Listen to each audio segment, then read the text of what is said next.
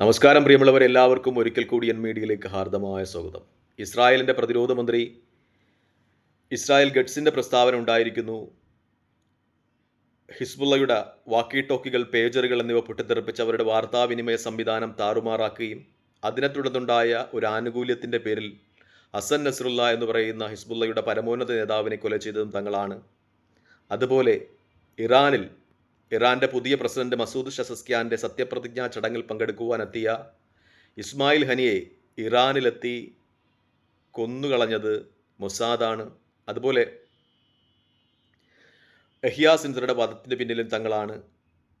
സിറിയയിൽ ഇറാനെ അനുകൂലിച്ചിരുന്ന അസദിൻ്റെ ഭരണത്തെ അട്ടിമറിച്ച് അവിടെ HTS എന്ന് പറയുന്ന വിമത ഭീകരവാദ സംഘടനയെ അധികാരത്തിലെത്തിയതും തങ്ങളാണ് എന്ന രീതിയിൽ ഇസ്രായേലിൻ്റെ പ്രതിരോധ മന്ത്രി ഇസ്രായേൽ ഗഡ്സിൻ്റെ പ്രസ്താവന ഉണ്ടായിരിക്കുന്നു. അതോടൊപ്പം തന്നെ അദ്ദേഹം ഹൂതികൾക്കെതിരെ വ്യക്തമായ ഭീഷണി സ്വരവും ഉയർത്തുന്നുണ്ട്. അദ്ദേഹം പറയുന്നത്, തങ്ങളുടെ സാമ്പത്തിക സൈനിക കേന്ദ്രങ്ങളെ ആക്രമിക്കുന്ന പക്ഷം ഹൂതികൾക്ക് ശക്തമായ തിരിച്ചടി നേരിടേണ്ടി വരും. അത് ഗസയിൽ ഹമാസിനുണ്ടായതുപോലെ ലബനനിൽ ഹിസ്ബുള്ളയ്ക്കുണ്ടായതുപോലെ തലയറുക്കുന്ന രീതിയിലായിരിക്കും തിരിച്ചടി എന്ന രീതിയിലൊക്കെ അദ്ദേഹത്തിൻ്റെ പ്രസ്താവനകൾ വരുന്നുണ്ട്. കാരണം ഹൂതികളുടെ യുദ്ധതന്ത്രം മറ്റൊരു രീതിയിലാണ്. ഹിസ്ബുള്ളയുടെ നിന്നും ഹമാസിൻ്റെ നിന്നും വ്യത്യസ്തമായി ഇസ്രായേലിൻ്റെ സാമ്പത്തിക സ്രോതസ്സുകളെയാണ് അവർ ആക്രമിക്കുന്നത്. മിക്കപ്പോഴും ഇസ്രായേലിലേക്ക് അവശ്യ സാധനങ്ങൾ കൊണ്ടുവരുന്ന കപ്പലുകൾ, അസംസ്കൃത സാധനങ്ങൾ കൊണ്ടുവരുന്ന കപ്പലുകളൊക്കെ നിരന്തരം ആക്രമിക്കുന്നതിൻ്റെ ഫലമായി ഇസ്രായേലിന് തങ്ങളുടെ രാജ്യത്തേക്ക് ആവശ്യമായ അസംസ്കൃത സാധനങ്ങളും ഭക്ഷ്യസാധനങ്ങളും ഒക്കെ എത്തിക്കുവാൻ മറ്റു മാർഗ്ഗങ്ങൾ തേടേണ്ടി വരുന്നുണ്ട്. അതുകൊണ്ട് തന്നെ ആ രാജ്യത്ത് വില വർദ്ധിക്കുകയാണ്. അതുകൊണ്ട് തന്നെ ഹൂതികളിൽ നിന്നുള്ള ആക്രമണത്തെ എന്തു വില കൊടുത്തും ഇസ്രായേലിന് തടഞ്ഞു നിർത്തേണ്ടതായിട്ടുണ്ട് എന്ന ഒരു പരമസത്യം നിലനിൽക്കുന്നുണ്ട്. പക്ഷേ ഭൂമിശാസ്ത്രപരമായൊരു പ്രത്യേകത ഹൂതികൾക്ക് ഒരു മുൻഗണന നൽകുന്നുണ്ട്. പ്രത്യേകിച്ചും ഇസ്രായേലിൽ നിന്ന് 2000 കിലോമീറ്ററുകൾ അകലെയുള്ള ചെങ്കടലിലാണ് ഹൂതികളുടെ ആസ്ഥാനം. അവിടേക്ക് ഇസ്രായേലിന് ഒരു ആക്രമണത്തിൻ്റെ സാധ്യത ഹമാസിനെ ആക്രമിച്ചതിനേക്കാൾ, കാരണം ഗസ തൊട്ടടുത്താണ്, അതുപോലെ ലബനൻ തൊട്ടടുത്താണ്. ഇവിടെയാണ് ഹമാസിൻ്റെയും ഹിസ്ബുള്ളയുടെയും ഒക്കെ ആസ്ഥാനങ്ങൾ. അവിടേക്ക് ഇസ്രായേലിൻ്റെ ആയുധ പരിധി നിൽക്കുന്ന സ്ഥലങ്ങളാണിതൊക്കെ. പക്ഷേ ചെങ്കടലിൽ 2000 കിലോമീറ്റർ അപ്പുറമുള്ള ചെങ്കടലിൽ ഹൂതികൾക്കെതിരെയുള്ള ആക്രമണത്തിന് കുറച്ചു വിഷമങ്ങൾ ഇസ്രായേൽ അനുഭവിക്കുന്നുണ്ട്. അതിൽ ഏറ്റവും പ്രധാനപ്പെട്ട പ്രത്യേകത എന്ന് പറയുന്നത്, ഭൂമിശാസ്ത്രപരമായി ഹൂതികൾക്ക് കിട്ടുന്ന ഒരു മേൽക്കോയ്മയാണ്.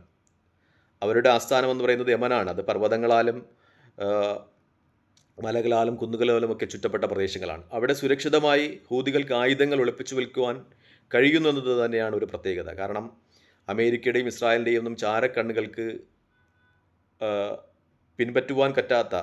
പിടിച്ചെടുക്കുവാൻ പറ്റാത്ത വിധം സുരക്ഷിതമായ സ്ഥലങ്ങൾ, മലമടക്കുകൾ അവിടെയുണ്ട്.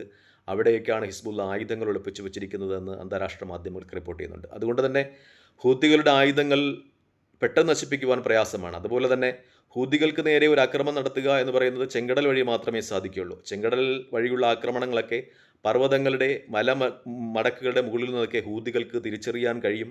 അവർക്കതിനെ പ്രതിരോധിക്കുവാൻ, തങ്ങൾക്ക് നേരെ വരുന്ന ആക്രമണങ്ങളെ നശിപ്പിക്കുവാൻ കഴിയുമെന്ന രീതിയിലൊക്കെ അന്താരാഷ്ട്ര മാധ്യമങ്ങൾ റിപ്പോർട്ട് ചെയ്യുമ്പോൾ ഹൂതികളും ഇസ്രായേലും തമ്മിലുള്ള യുദ്ധം വേറൊരു തലത്തിലാണ് എന്ന രീതിയിൽ തന്നെയാണ് റിപ്പോർട്ടുകൾ പുറത്തു വരുന്നത്. മറ്റൊന്നും, ഇസ്രായേലിൻ്റെ പ്രതിരോധ മന്ത്രിയുടെ ഭീഷണിക്കെതിരെ ഹൂതികൾ പ്രതികരിച്ചത് അവരുടെ ഫലസ്തീൻ 2 എന്ന് പറയുന്ന മിസൈൽ അത് ഇസ്രായേലിൻ്റെ തലസ്ഥാനമായ ടെൽ-അവീവിലേക്ക് വിക്ഷേപിച്ചുകൊണ്ടാണ്. അത് ഇസ്രായേലിൻ്റെ സൈനിക ആസ്ഥാനങ്ങളിൽ ഒന്നിൽ അതിൻ്റെ സമീപസ്ഥങ്ങളിൽ പതിച്ചു. ചില്ലറ നാശനഷ്ടങ്ങൾ ഉണ്ടായി എന്നത് അന്താരാഷ്ട്ര മാധ്യമങ്ങളൊക്കെ സൂചിപ്പിക്കുന്നത്. അതോടൊപ്പം തന്നെ ആ ഭീഷണിയെ ഇസ്രായേലിൻ്റെ ഭീഷണിയെ തൃണവത്കരിച്ചുകൊണ്ട്, തള്ളിക്കളഞ്ഞുകൊണ്ട് ഹൂതികളുടെ സൈനിക മേധാവി യഹ്യാ സാരി പറയുന്നത്, തങ്ങൾ ഇസ്രായേലിനെതിരെയുള്ള ആക്രമണത്തിൻ്റെ 5ാം ഘട്ടം തുടങ്ങിയെന്നാണ്.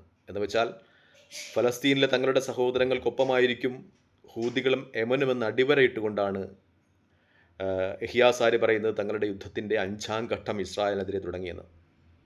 മറ്റൊന്ന്, ഈ യുദ്ധത്തെ വിശകലനം ചെയ്യുമ്പോൾ ഉണ്ടാകുന്നത്, ഇറാൻ്റെ പ്രസിഡന്റ് മസൂദ് പെഷസ്ക്യാൻ ലോക കത്തോലിക്ക സഭയുടെ പരമോന്നതനായ നേതാവ്